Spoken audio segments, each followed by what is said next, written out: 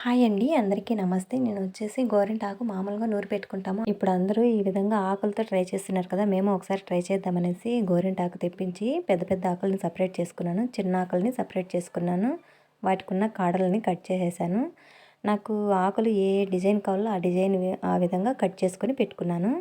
తర్వాతొచ్చేసి పెద్దగా ఉన్న ఆకుల్ని ఈ విధంగా తీసుకొని దానిపైన పెన్నుతో మనకు డిజైన్ ఏది కావాలో అది ఈ విధంగా గీసుకొని సిజర్‌తో కట్ చేసుకోవాలి. ముందంతా మేము ఆకు నూరి పెట్టుకునే వాళ్ళమండి. ఇప్పుడు ఈ విధంగా పెట్టుకుంటున్నారు కదా! ఆకు నూరి పెట్టుకుంటే బావుంటుందా? లేదంటే ఈ విధంగా ఆకులు పెట్టుకుంటే బావుంటుందా అనేది చెప్పండి ఫ్రెండ్స్. మనము ఈ జెల్లీని ఆకులు ఎక్కడి వరకు పెట్టుకోవాలనుకుంటామో అక్కడి వరకు ఈ జెల్లీని అప్లై చేసుకోవాలి. అప్లై చేసుకున్న తర్వాత స్ప్రే ఉంది కదండీ! ఈ స్ప్రేని మనం జెల్లీ ఎక్కడి వరకు అప్లై చేసామో అక్కడి వరకు ఈ స్ప్రే చేసుకోవాలి. తర్వాత మనం ఈ ఆకులు కాడలు కట్ చేసేసాం కదా! ఈ ఆకుల్ని ఈ విధంగా డిజైన్ లాగా పెట్టుకోవాలి. నేనొచ్చేసి మధ్యలో వచ్చేసి పెద్ద ఆకులు పెట్టాను. ఆ పక్క ఈ పక్క వచ్చేసి ఈ చిన్న ఆకులు పెట్టాను. తర్వాత వచ్చేసి హార్ట్ షేప్ కట్ చేశాను కదండీ! ఈ ఆకుల్ని సెట్ చేసుకున్నాను. హార్ట్ షేప్‌గా కట్ చేసుకున్న ఆకులన్నింటినీ ఈ విధంగా వేళ్ళన్నింటికి పెట్టేసుకున్నాను. తర్వాత వచ్చేసి మధ్యలో ఆకుకి హోల్ లాగా పెట్టుకొని ఈ విధంగా కట్ చేసి పెట్టుకున్నాను. ఈ విధంగా పెన్నుతో గట్టిగా ప్రెస్ చేయడం వల్ల ఈ విధంగా రౌండ్ షేప్ వస్తాయండి. మనకి ఎన్ని కావాలో అన్ని ఆకుల్ని ఈ విధంగా రౌండ్ షేప్‌గా కట్ చేసుకొని ఈ విధంగా రౌండ్‌గా పెట్టుకున్నాను.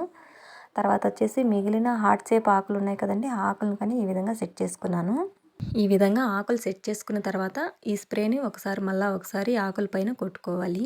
ఈ విధంగా ఆకులు పెట్టడానికి నాకైతే టైం అయితే చాలా టైమే పట్టిందండి. ఇలా ఆకులు పెట్టుకోవడం కన్నా నూరి పెట్టుకుంటేనే బాగుంటుందని నేను అనుకుంటున్నాను. ఈ విధంగా ఆకులు పెట్టేసిన తర్వాత నేను ఒక 3 అవర్స్ తర్వాత మధ్యలో ఆకులు తీసానండి. బాగానే ఎర్రగానే పండింది. తర్వాత వచ్చేసి ఇంక ఈ మొత్తం ఆకులంతా తీయలేదు. మార్నింగ్ తీద్దామనేసి అలాగే పెట్టేశాను. మార్నింగ్ లేసి చూసేసరికి ఆకులంతా రాలిపోయినాయి. చేయి బాగా కడుక్కొనేసి పెన్నుతో నేను వేసిన డిజైన్‌ని గీసాననమాట. ఏ విధంగా ఉందో చూద్దామనేసి. చూడండి పెన్నుతో గీసిన తర్వాత డిజైన్ అనేది ఏ విధంగా కనిపిస్తా ఉందో.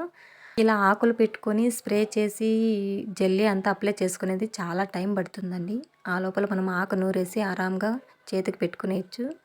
ఆకు నూరి పెట్టుకోవడం వల్ల మన ఒంట్లోని వేడి తగ్గిస్తుంది, చలువ చేస్తుంది. ఇలా ఆకులు పెట్టుకోవడం వల్ల ఏం లేదండి.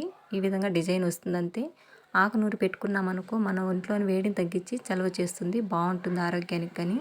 స్ప్రే చేసి పెద్దవాళ్ళైతే పెట్టుకోవచ్చండి. చిన్నపిల్లలకి స్ప్రే చేసి పెట్టడం వల్ల చేయి చాలా మంటైతుంది. చిన్నపిల్లలకి మాత్రం ఈ విధంగా స్ప్రే చేసి పెట్టకండి. నూరి పెట్టండి. చాలా బాగుంటుంది. ఓకే ఫ్రెండ్స్, మీకు నా వీడియో నచ్చినట్లయితే లైక్ చేయండి, షేర్ చేయండి. తప్పకుండా నా ఛానల్ని సబ్స్క్రైబ్ చేయండి. Thank you for watching.